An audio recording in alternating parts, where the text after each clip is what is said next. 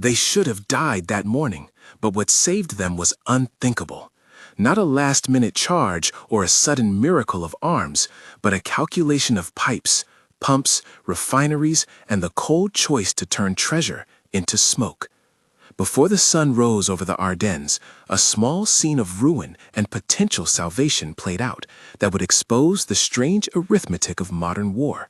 How gallons and roadways can decide the fate of men on the ground as surely as any general's plan. Pre-dawn at Hansfeld smelled of diesel and damp leaves. The trees along the lane held frost, their branches scraped like tentative fingers against the hulls of tanks. A column of German armor pushed into a clearing and halted as if some invisible hand had cut the engine lines of the spearhead. Men slipped from turrets, coughing from the cold and the acrid tang of spent exhaust. The metallic clank of helmets, the soft scrape of boots, the low murmur of officers, those small sounds that mean nothing on a map, but everything in a field of motion. A commander climbed down and walked toward a pile that should have been the answer to every thirsting diesel belly. A neat, almost absurd pyramid of American jerry cans. They were stacked like trophies, rows of rectangular metal half buried in the mud. 50,000 gallons, testimony in 10. For a moment, the column could not trust its senses. At every turn in the Ardennes, there had been rumors of scarcity, gasoline rationing at depots, gutted rail lines, trucks running on fumes. Then here, in a roadside yard that seemed to have been abandoned in haste, stood what looked like salvation. Men ran their fingers along the stamped lettering. On top of the stacks, someone had left a pile of newspapers. The German reading them pulled one up by its corner and squinted. A headline about new pipeline construction across liberated France gave away an American confidence that had been hard to reconcile with the desperate front reports. Nearby, a paper manifest lay half buried in mud, its neat columns naming origin ports and Texas supply points. The word Texas caught a man like a cold slap, a long distance between refinery and front that still somehow ended in a drum of fuel by a farmhouse. A young German soldier, later recorded in an interrogation, turned a paper over and read shipping stamps. He remembered with the clarity of someone caught by surprise that the ledger names did not match the handful of gallons he had imagined. They had the whole chain on the page, he later said in testimony recorded after capture. Every road from there to here. For the men standing in that frost-dark morning, the sight of jerrycans stacked like a small mountain was at once wonder and shock. A tactical win? A logistical windfall? In the crammed logic of an offensive, both feelings coexisted and then collapsed into a single, complicated truth. The small discovery at Hansfeld was soon matched by other small discoveries, and together they formed a pattern. Patrols found newspapers that carried the dates and routes of pipeline construction. Clerks opened crates and found manifests that showed origins in American refineries. Shipments routed through ports that the Germans had not suspected could be brought back into full operation. Little by little, the hunting party saw the hidden scaffolding of an army's life. Not bows, bullets, and banners, but tankers, pipelines, and the men who kept them moving. It was a landscape of supply that the most audacious attack could not simply seize and co-opt. At the time, the German High Command already felt the ache of shortage. Reports from the front spoke plainly. Tanks grinding to a stop along the gutters, engines turning brittle from the lack of lubrication, radio calls trailing off as vehicles failed to make scheduled positions. Intercepted messages and frontline logs repeated the same refrain. The same stores needed by one unit could not be spared by 100 more. Leaders who had planned a spearhead found themselves compelled to ration both fuel and risk. In whispers, they spoke of the day's priorities as if each barrel were a battalion, where it would be sent, which tank would be fed, and which company would be left to limp on foot. Back on the American side, the sight of depots and containers was an ordinary, ugly fact of occupation and logistics, the humdrum machinery of supply. U.S. planners had long since moved beyond celebrating isolated victories. They measured success by throughput. High command records from the First Army show an obsession not with singular captures, but with steady flow, daily tonnage, pipeline pressure, the number of trucks available for a given run. Colonel James Snyder, the records indicate, had the sort of ledger mind the war demanded. He counted and compared, his staff notes filled with columnar numbers and the recurring question, will this keep pace with what the front needs? The Germans at Hansfeld did not comprehend the full scale of that machinery when they stood before the jerrycan stacks. They had stumbled upon a visible fragment of something vast that ran invisible through the countryside, a supply system whose arteries would eventually render local seizures of fuel irrelevant. For a few hours, those tins of gasoline were a promise, an image of supply within reach. But promise, in warfare, can be cruel. Shifting allegiances of terrain and time can mean that a single captured yard of petroleum, no matter how tempting, may matter far less than an enemy's ability to burn it or to replace it the day after. If the scene at Hansfeld exposed one set of ironies, that victory could appear in a neat stack of cans and then slip away, it also foreshadowed a harsher arithmetic. For every jerry can found, for every logbook read, there existed on the map an infrastructure the average soldier would never see. Refineries running at vast capacity, pipelines stretching like veins under liberated territory, and a system of truck convoys that could move fuel in quantities the Wehrmacht could not match. The Germans would later confront a simple, stark fact. The Allies could afford to destroy their own supplies to deny them to the enemy. For the German assault, this calculation was unthinkable, and yet it was precisely what turned hope into ash. Among the American engineers and quartermasters who lived by such calculations, the idea of scorched fuel was not romantic, it was awful calculus. In log entries and later testimony, men who were asked to destroy resources often described their work in terms that reflected the moral cost. They were instructed to turn valuable material into smoke so that a desperate enemy would not find what they needed. Those instructions came down from a cold operational logic: deny, delay, and make the costs of enemy advance intolerable. On paper, the decision was neat. On the ground, it meant pouring treasure into ditches and setting it alight. The morning at Hansfeld linked to a dozen other small episodes. Elsewhere, American engineers had already been ordered to deny depots when they could not be defended. Stavello, Tupon, Spar, these names appear in dispatches as places where abandonment met instruction. Men who would later try to explain the day's decisions told interviewers the same thing over and over. When faced with a choice between preserving a depot and allowing the enemy an easy gain, the answer was to deny. The calculus did not come without consequence. Burning a depot meant that soldiers and civilians would lose stores that might otherwise feed them. It meant a pillar of black smoke on the horizon that could be seen for miles and smell for even more. It meant spectacle and moral weight. There was always a larger context to these local actions. In 1944, the industrial output of the United States was a fundamental fact of the strategic picture. The raw numbers do not lie to the historian. In that year, American refineries turned out some 1.8 billion barrels of petroleum products. Germany, by contrast, produced in the tens of millions, a number orders of magnitude smaller, with 33 million barrels sometimes given as an annual figure for Axis production in that period. Those are stark, almost brutal contrasts, a measure of productive power that translated directly into jaws open at fuel dumps and into an enemy's inability to feed a mechanized offensive over extended lines. But numbers alone do not tell the story of how that output mattered at the edge of the forest. Production must be moved. Here, the Allies had built networks with an almost industrial focus on flow. Operation Pluto, the pipeline project that carried fuel under the sea from England to the continent, became one piece of a wider network. In France and Belgium, engineers laid lines, extended temporary mains, patched ruptures, and kept pressure steady. Where pipes could not run, trucks had to.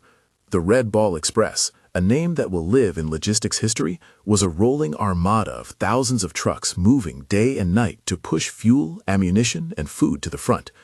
They traveled in convoys that looked like long, snaking lifelines, their steady rumble a different kind of artillery. Accounts from quartermasters and convoy drivers are full of repetitions of the same image: miles of trucks, drivers who slept in cabs, oil-streaked hands servicing engines in the rain, men who mapped each refill like a prayer. The Red Ball Express did not carry miracles, it carried continuity. Histories of the operation describe its scale in terms that break down into daily flow. Hundreds of thousands of gallons of fuel pushed forward, delivered to the points where tanks would drink. The logistics system ensured that even when local caches were captured or destroyed, the flow could be reconstituted, or, critically, denied in ways that the attacking army could not simply replace. That reality created a psychological effect on German troops that is hard to overstate. When a unit found a depot and saw Texas, Gulf, or Atlantic port stamps in the manifests, the presence of long-haul support systems became visible and demoralizing. A prisoner interviewed after the battle explained how futile hope can feel when measured against distance and industrial productivity. "We could take a yard of cans," he said, "but we could not make the engine of America stop." The phrase isn't literal, engines do stop, but as an image it captures an essential truth. An industrial base and the lines that connect it to a battlefield are like a second army, larger and less celebrated, but no less decisive. The micro and macro braided together in cold, concrete ways on the ground. There were many small, tragic images. An otherwise intact Panther with chains still warm from a halted drive, its turret full of men who could not get it going because the fuel lines were empty. A column of trucks stuck in a choke point, cylinders heaving in the mud, drivers trying to siphon the last drops with improvised pumps.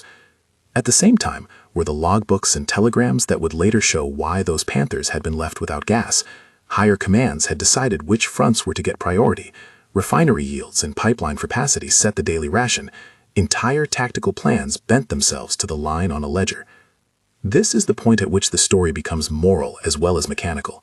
Denying fuel to the enemy by destroying one's own stockpile is a ruthless, pragmatic act. It is easy to phrase as cold calculus and even easier to think of as necessary. But those who performed the task, men like Captain John Brewster, who appears in the records as an engineer responsible for overseeing depot denial in at least one documented action, did not enjoy it. Brewster's notes are terse and procedural.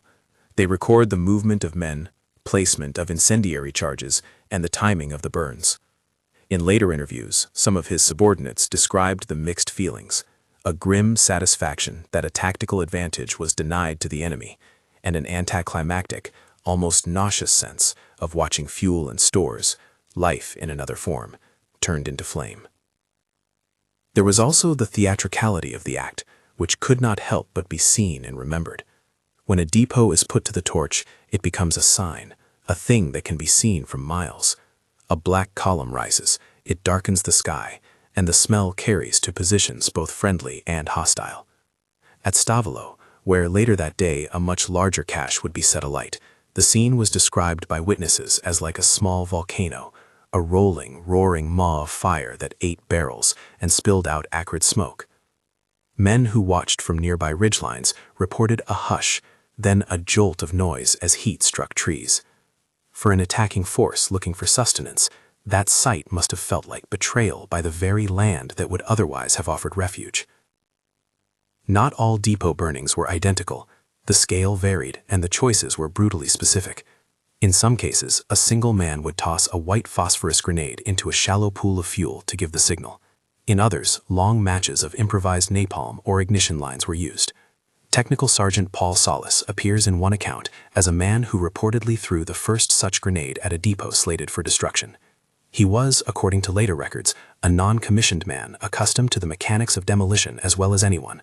For him, the act was technical and habitual, yet the record of his hand flinging phosphorus into a pool of gasoline reads like a small human drama in the face of an enormous strategic calculus. The German commanders watched these burnings with a complex kind of disbelief. A commander who had dreamed of finding the very barrels that would push his tanks to the Meuse instead watched an entire supply vanish into a column of blackness. In one instance, a German reconnaissance commander climbed a slight rise and watched a depot he had hoped to secure turn into a monstrous bonfire. Men who had not known scarcity in the manner of modern supply chains could not imagine that an adversary would destroy their own treasure to keep it from being taken. That strategic willingness to burn supply revealed a kind of abundance the Germans could not mirror. If you can afford to turn millions of gallons into ash, you are not fighting for the same kind of survival. This brings us back, in a way, to the campfire of counting. For decades after the end of the war, historians would point to the obscene arithmetic as a decisive factor. American petroleum throughput, the fixed points of pipeline architecture, and a truck system that could absorb the loss of material and yet keep fields lubricated. And yet, even at the time, those who had the ledger mind cautioned that numbers tell a part of the story. Denial could be decisive in local operations, but other factors, terrain, weather, the flux of tactical command, also played vital roles. What the arithmetic did was tilt probability. It made certain outcomes more likely than others. Return to the men at Hansfeld and their momentary elation. They had, in their hands and under their boots, what any commander might consider an answer. But as columns and patrols reported in, the pattern became clear. The captured gallons were fragments of a larger flow that the Americans could, when necessary, interrupt or divert. A fresh manifest showed shipments routed from Gulf ports. Radio intercepts captured irritated messages from German supply officers, requests for allocations that never came. Spears of metal were no longer the only decisive object on the battlefield. The invisible architecture of supply diagrams, pipelines, and truck networks now stood revealed as instruments of fate. On papers and in staff rooms far from the woods, officers like Colonel James Snyder tallied and retallied the flows. They knew that a tactical choice to burn a depot would cost a certain number of gallons immediately, but it would save far more in the calculus of campaign risk. Denial prevented the enemy from extending his line's reach, and the short loss could be absorbed by the broader system. That was the unthinkable truth, which, when made visible to men standing in the mud in the early morning, looked less like a miracle of courage and more like a function of scale, the capacity to decide to waste. Yet decisions carry human consequences. In the days after the burnings, the absence of fuel meant abandoned tanks and men stalled in the open. The chilling image of a tank with a full complement of men still inside, but with an empty fuel tank, became a recurring motif in battlefield reports. A German officer later described his frustration at taking positions that were tactically sound, but operationally valueless because no fuel lay behind them. At times, entire columns had to be left behind as the offensive veered on the fragile backbone of supply. And there was, forever, the darker note. The Ardennes offensive was not merely a contest of logistics and courage. It included war crimes and brutal acts that cannot be glossed over. The Malmedy massacre, a war crime in which American prisoners were murdered, is a wound in the campaign's chronicle that must be named plainly and without euphemism. When later interrogations sought to understand the behavior of certain units, the murder of prisoners came up as a reminder that desperation breeds atrocity, and that strategic calculations cannot be divorced from moral reckoning.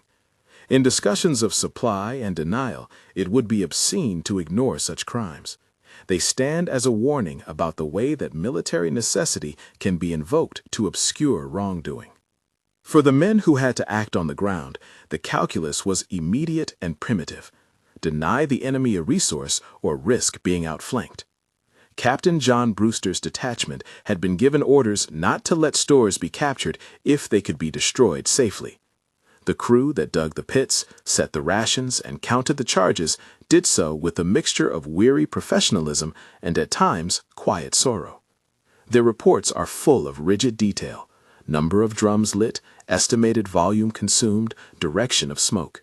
They rarely dwell at length on the moral internal landscape.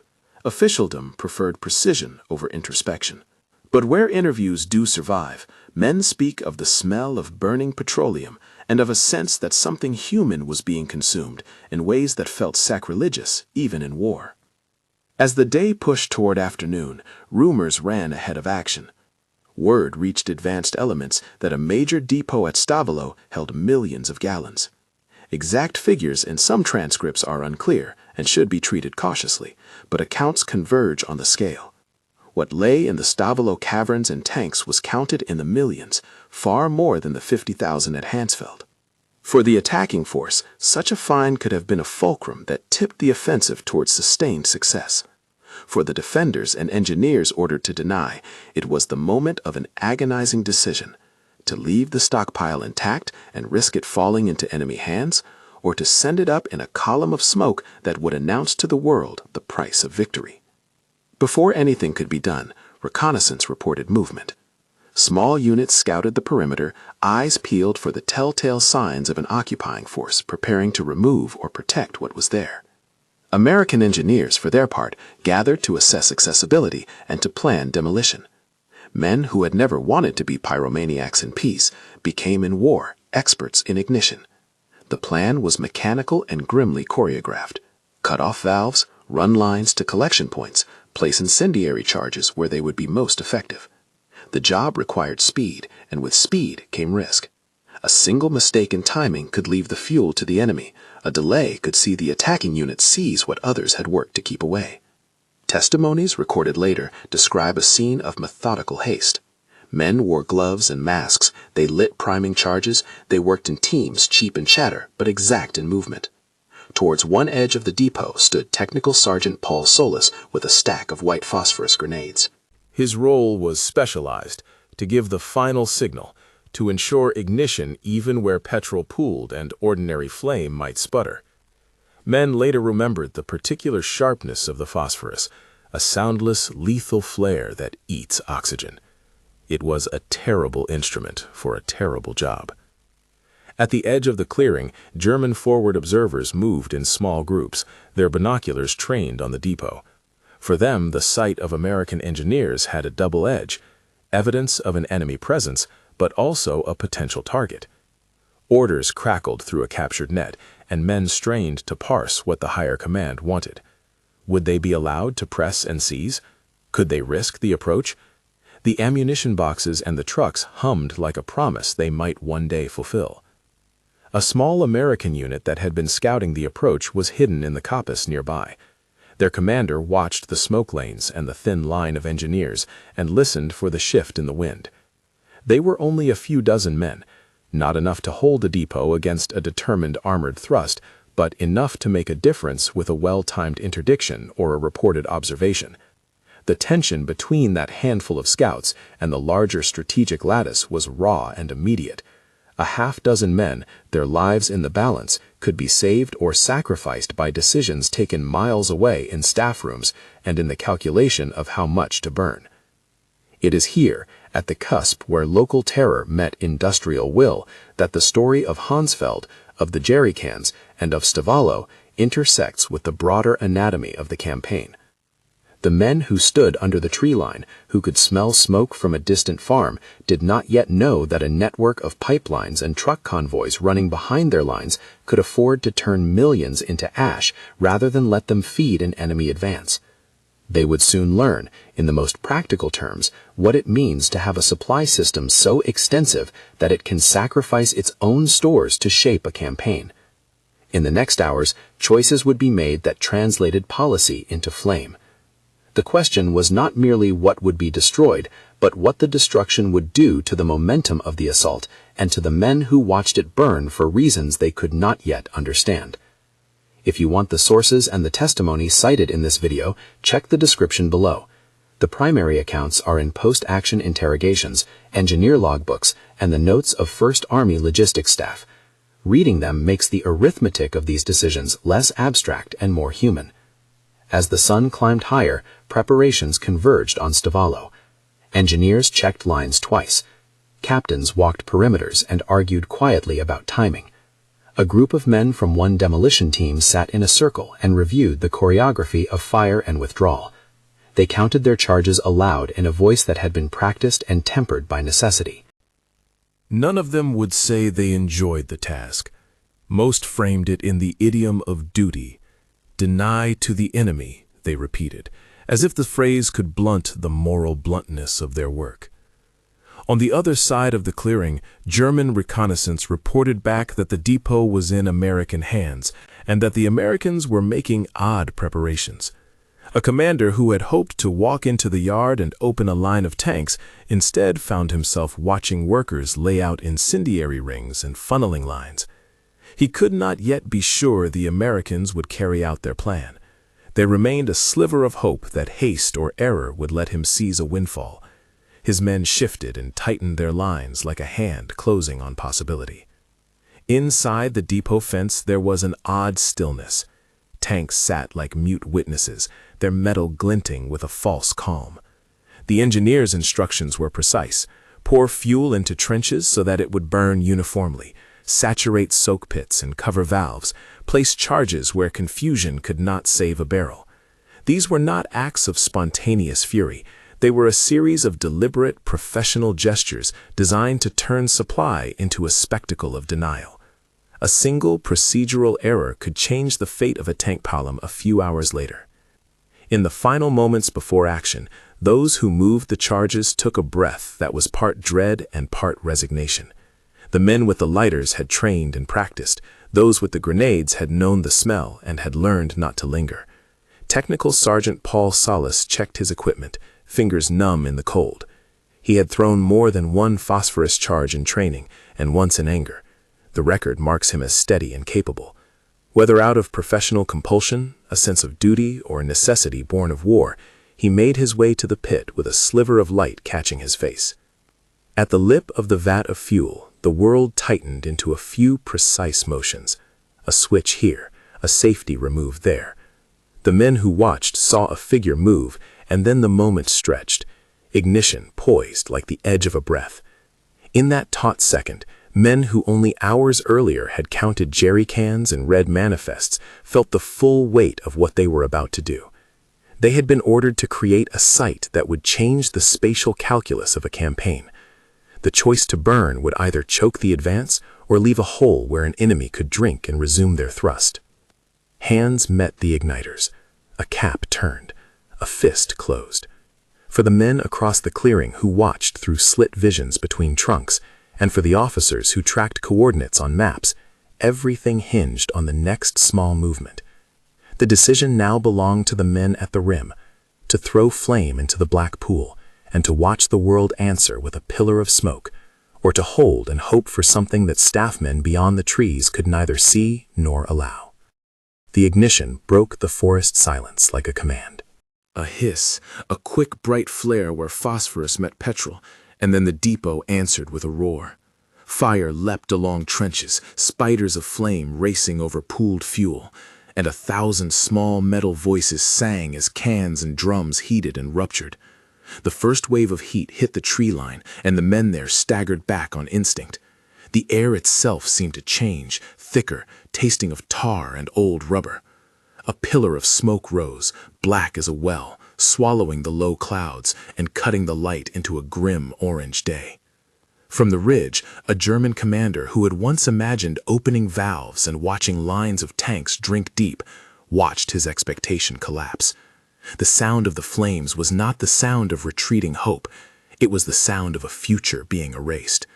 He turned, helpless, to his staff, and had to gesture to make them see what their eyes already told them.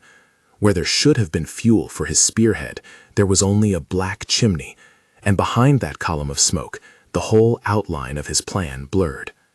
For the small American scouts and engineers who had lit the charges, there was no smallness to the moment.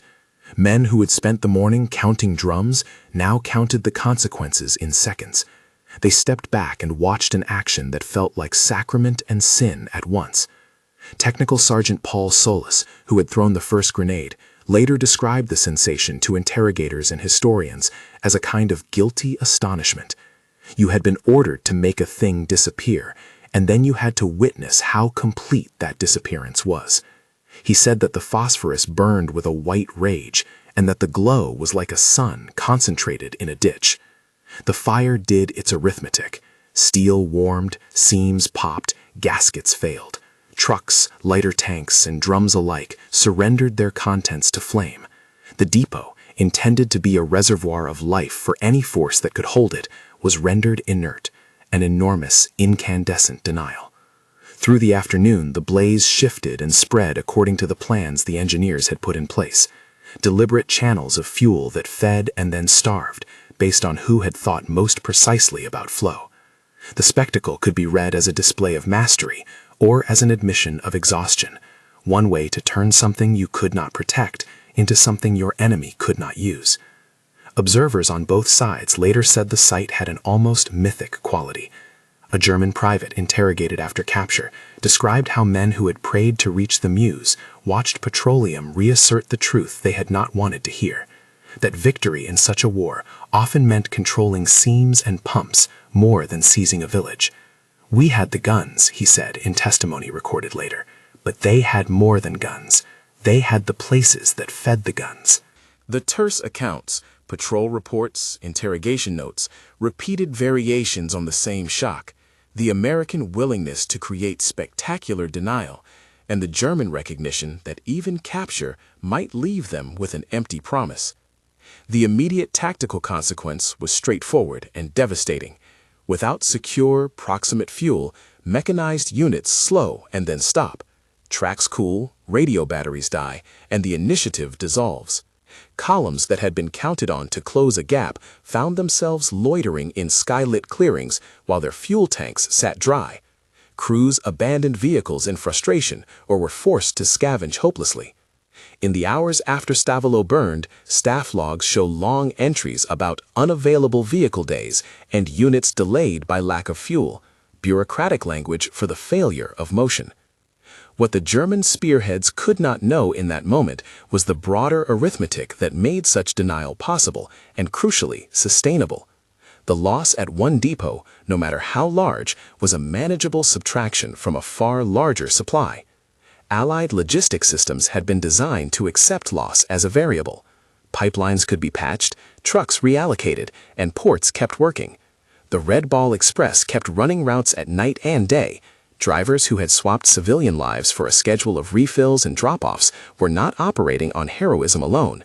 They were part of an industrial continuity that measured success by how little a single fire could perturb the whole. Detailed records and later studies show what that continuity looked like. Operation Pluto had already established undersea arteries. Engineers had laid temporary mains across liberated terrain. Rail and road repairs had restored a surprising degree of mobility. Each element, refinery output, port throughput, pipeline pressure, was a link in a chain that turned barrels into motion. When a depot burned, other links absorbed the gap. When brigades needed fuel for a thrust, staff officers like Colonel James Snyder could look at the numbers and redirect flows. Not all gaps closed overnight, but in a campaign that could afford to destroy its own supply to deny it to the enemy, the calculus favored the side that measured war in throughput and not only in thunder. The visible effect on German morale was immediate. Men who had hoped that a captured depot could be the fulcrum of a push felt their hopes hardened into something like despair as the smoke rose. Testimony after capture includes entries from logistics officers who confessed bewilderment at finding manifests listing American refineries, Anglo-American ports, and routes that zipped through far-flung nodes.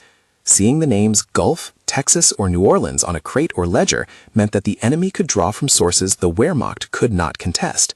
One German officer later told an Allied interrogator, in a voice that mixed anger and resignation, that they could fight the Americans for ground, but could not fight the scale of their refineries. That scale, 1.8 billion barrels of petroleum products refined by the United States in 1944, versus Axis numbers in the tens of millions, was not merely a statistic for staff rooms. It was, in the field, an operational privilege. It allowed Allied commanders to accept losses that would have been catastrophic for a less supplied force. It allowed, crucially, the moral calculation to burn supply rather than let it prolong an enemy's life on the battlefield. The act of destruction, then, was not only tactical, it was expressive. It said in physical terms that the side capable of such destruction possessed a reserve to absorb self-inflicted wounds for the sake of denying advantage. Yet the human costs of that decision remained immediate and exact. Soldiers on both sides paid for the decisions made at maps and in staff rooms. Men were stranded in cold, their lives spent in waiting. Some were killed because a tank could not retake a slope. Others froze in positions left untenable by the ebb of motion. The Malmedy massacre sits in this sequence as a moral scar, a reminder that calculations about supply and tactical advantage exist alongside acts that break laws and human decency. That atrocity cannot be folded into operational analysis as if it were a footnote. It must stand as a frame on which the brutality of the campaign is hung. War's arithmetic includes massacre as a dark element that none of the numbers can justify. Beyond the immediate battlefield consequences, the burnings had ripple effects on strategy. German staff officers had to change reserves, reassign priorities, and increasingly plan for a campaign conducted at the mercy of fuel availability rather than an open map. Orders from high command began to reflect the scarcity, conserving for elite units, shifting axes of advance, delaying assaults that could not be properly fueled. Those delays, multiplied across units and days, multiplied the opportunity for the Allies to respond, to reinforce, and to counter momentum faltered. In this way, the burning of Stavelo and similar losses contributed decisively, not alone, but as a crucial turn in a larger sequence to halting the offensive. Prisoner interrogations after the battle provide a human mirror to the staff room numbers. Men who had been in armored vehicles recalled the frustrating arithmetic of a machine paused by a line on a ledger. One former Panzer crewman, when asked why so many vehicles were left by the wayside, described in plain terms the cruelty of mechanical impotence. The engine simply would not drink. We had to climb out. We were soldiers with a tank that had become a cold metal shell. Photographs from the moment show tanks with hatches open, shells of war that sat inert like sculptures. The image of a vehicle full of men still inside, but with an empty fuel gauge, is a recurring visual in reports and in the museums that would later display them. There were also episodes of improvisation and human resourcefulness that the arithmetic could not fully anticipate. Soldiers on the move, both American and German, attempted to siphon, to jerry-rig pumps, and to create makeshift lines to move fuel from captured points to their vehicles. Such consumer-level engineering could occasionally buy a unit hours of movement, but it could not substitute for the steady, predictable flow that pipelines and organized convoys provided. The difference between a stopgap and systemic supply was the difference between a momentary burst of movement and the capacity to sustain an offensive or a defense. As night fell on the day that Stivalo burned, the larger campaign had already begun to show signs of reshaping around the constraints of fuel. German plans that had assumed a continuous supply now faced pauses that Allied commanders used to plug gaps, to rotate units, to mount local counterattacks. That the Allies could absorb the loss of millions of gallons and still reconstitute an effective defense was less a triumph of luck than a function of deliberate, large-scale organization. The resources and the men who kept them moving had been assembled in peace and refined in war. The Red Ball Express and the pipelines were as much weapons as any artillery battery, albeit quieter and less glamorous. In the months and decades that followed, historians sifted the evidence. Some argued that logistics had, in this campaign, become the primary determinant of success or failure. Others tempered that claim, pointing to weather, terrain, leadership choices, and chance. The consensus that emerged tended toward nuance. Logistics did not by itself win or lose the Ardennes, but it created the conditions under which certain outcomes became more likely. The American ability to destroy its own supplies, a radical step if considered in a vacuum, only had its intended effect because of a deep reservoir of productive and transport capacity behind it. There is a moral and human note that must be heard clearly in that judgment.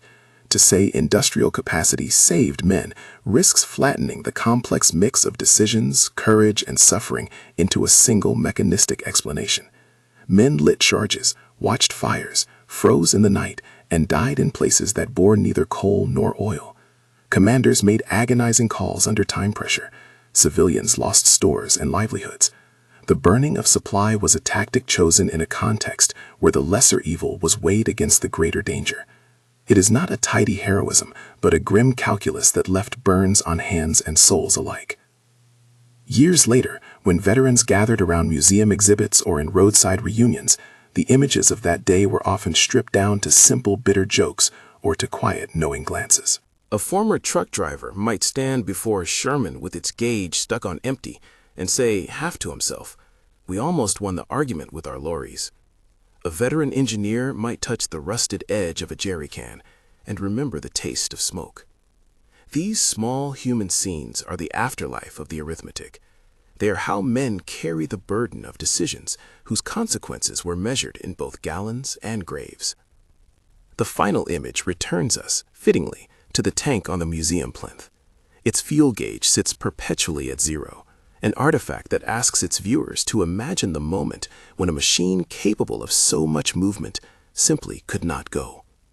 Nearby, an old soldier, his jacket still smelling faintly of oil, will tell a visiting student about the day he watched a depot burn.